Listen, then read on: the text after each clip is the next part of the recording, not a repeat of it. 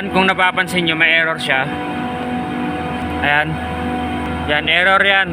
Ngayon, para makita natin, ayan, anong error niya. Medyo maano. Ang nakalagay dito, unit alarm.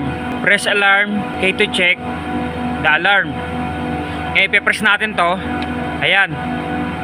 Ayan yung error niya. Ayan yung alarm. No child flow, alarm. Unit off. Ibig sabihin, yung chilled water niya, yan.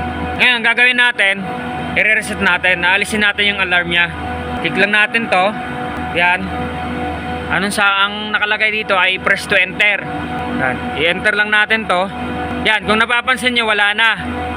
Tapos itong sign na to, ibig sabihin yan, ready na siya para gumana. Hihintayin na natin, back natin. Punta tayo dito sa remote o local status. Yan, remote off in local status. Ito pag sinabing remote, nakakontrol yan sa sa Johnson control. May control kasi siya, tinatawag na parang BMS. Yan, nakakontrol sa system. Pag local naman, manual siya. Ipe-press lang natin to 3 seconds.